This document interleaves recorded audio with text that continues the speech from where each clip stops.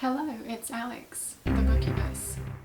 Today I'm going to be talking about the films I'm going to be watching this spooky season, and I know lots of people do like 31 films for the month of October and watch a film a day, and I wish I could make that happen, but I just know, watching a film a day is not going to happen, unfortunately.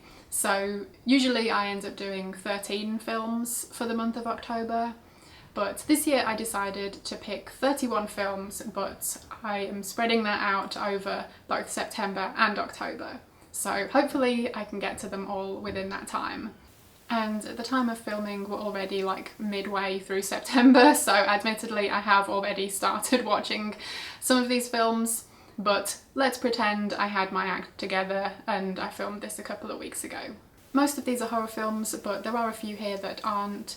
Some of them are Halloween-y and some are just ones I've wanted to watch. So I think we've got a good mixture of stuff here, and you know, most decades are fairly well represented.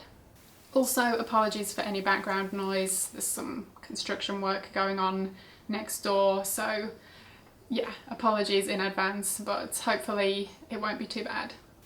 So since there were 31 films to talk about, I'm not going to go into too much detail, but just give you the brief synopsis. And there are 5 films on this list that are going to be rewatches, and the rest are first-time watches. So I'll start off with the rewatches. First up, from 1987, is The Lost Boys, directed by Joel Schumacher. After moving to a new town, 2 brothers discover that the area is a haven for vampires. Beetlejuice from 1988, directed by Tim Burton. The spirits of a deceased couple are harassed by an unbearable family that has moved into their home and hire a malicious spirit to drive them out.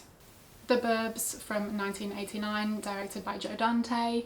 An overstressed suburbanite and his neighbours are convinced that the new family on the block are a part of a murderous satanic cult. Society from 1989, directed by Brian Usner. A Beverly Hills teen discovers his parents are part of a gruesome orgy cult for the social elite. And Blade from 1998, directed by Stephen Norrington. A half-vampire, half-mortal man becomes a protector of the mortal race while slaying evil vampires. So those are the ones I'm planning on rewatching. They're all a lot of fun and I'm looking forward to revisiting them. And these are going to be the first time watches. So going through them in chronological order of release date, we have Dracula's Daughter from 1936, directed by Lambert Hillier. A countess from Transylvania seeks a psychiatrist's help to cure her vampiric cravings. The Body Snatcher from 1945, directed by Robert Wise. A ruthless doctor and his young prize student find themselves continually harassed by their murderous supplier of illegal cadavers. Black Sabbath from 1963, directed by Mario Bava. 3 short tales of supernatural horror. In The Telephone, a woman is plagued by threatening phone calls. The Wordalac, a family is preyed upon by vampiric monsters. In The Drop of Water, a deceased medium wreaks havoc on the living. The Shuttered Room from 1967, directed by David Green. A series of horrific murders is traced to a creature that inhabits a very strange house. Torture Garden from 1967, directed by Freddie Francis. An anthology of 4 short horror stories about people who visit Dr. Diabolo's Fairground Haunted House attraction show. A Quiet Place in the Country from 1968, directed by Elio Petri. A painter facing a creative block arranges to spend the weekend in the country at his mistress's villa. While staying there, his sanity begins to disintegrate.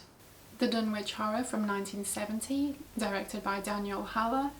Wilbur Whateley travels to Arkham Miskatonic University to borrow the legendary Necronomicon, but little does anyone know, Whateley isn't quite human. Morgiana from 1972, directed by Juraj Herz.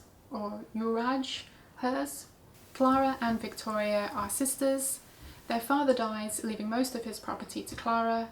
When Clara becomes involved with a man that her sister loves, Victoria begins to plot her murder. The Monster Club from 1981, directed by Roy Ward Baker. A writer of horror stories is invited to a monster club by a mysterious old gentleman. There, 3 gruesome stories are told to him. Between each story, some musicians play their songs. The Midnight Hour from 1985, directed by Jack Bender. A group of high school friends unwittingly raise the dead on Halloween night. Once the dead have returned, Pitchford Cove will never be the same again. Or will it? Kiki's Delivery Service from 1989, directed by Hayao Miyazaki. A young witch on her mandatory year of independent life finds fitting into a new community difficult, while she supports herself by running an air courier service. The Abyss from 1989, directed by James Cameron. A civilian diving team is enlisted to search for a lost nuclear submarine and faces danger while encountering an alien aquatic species. The Halloween Tree from 1993, directed by Mario Peluso. 4 children learn the origins of Halloween customs while trying to save the life of their friend. Jacko from 1995, directed by Steve Latshaw. All of the synopses that I could find for this are really long, so I'll just give you a brief idea. I think it's a group of teenage friends unleash some ancient evil called Jacko, and yeah, craziness ensues.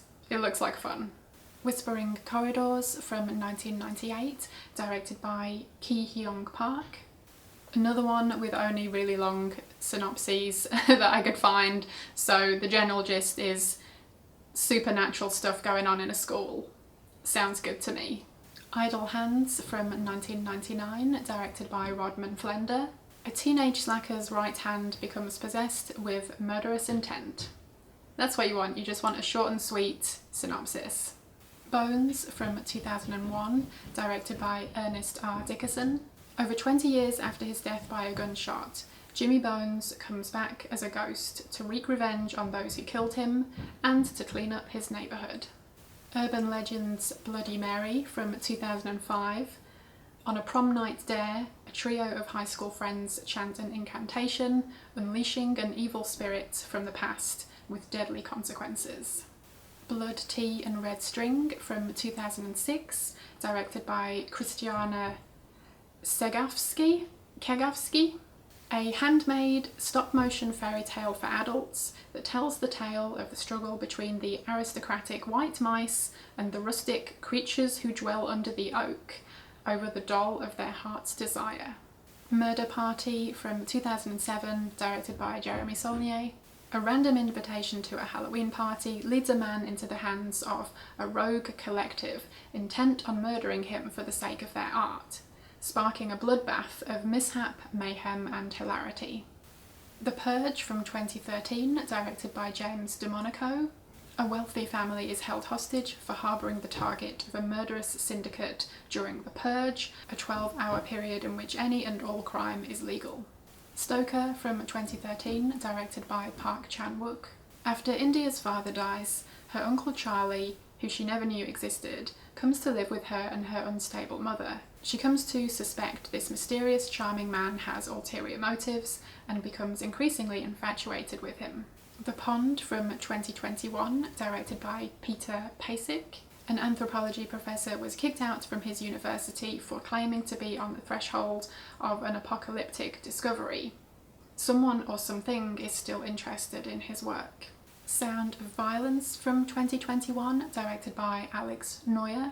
A young girl recovers her hearing and gains synesthetic abilities during the brutal murder of her family.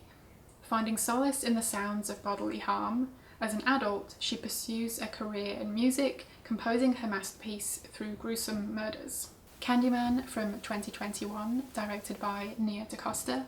A sequel to the horror film Candyman, 1992, that returns to the now gentrified Chicago neighbourhood where the legend began. And last up, another one from 2021 is Titane, directed by Julia Ducournau. Following a series of unexplained crimes, a former firefighter is reunited with his son who has been missing for 10 years. So those are the 31 films I'm hoping to watch over September and October, and I'd put this list together by the end of August, and of course since then there's been a bunch of other films that I also might want to watch during this period. So we'll see. I'll either switch some out or I will just watch more if I can. But yeah, I guess that Malignant just came out recently, both streaming and at the cinema. Halloween Kills is going to be coming out in the cinema and streaming, I think, middle of October. And then there's a few things coming to Shudder soon, like Seance and VHS 94 and the Horror Noir anthology. And there's the series slasher Flesh and Blood starring David Cronenberg, which I really need to get to soon. So yeah, so many things that I'm excited to watch. There's never enough time. So those are the films I am looking forward to watching in the run-up to Halloween. Let me know what you're going to be watching or rewatching in the spooky season. I would love to hear about it. Thank you ever so much for watching. I hope you enjoyed it, and hopefully I will see you again in my next video.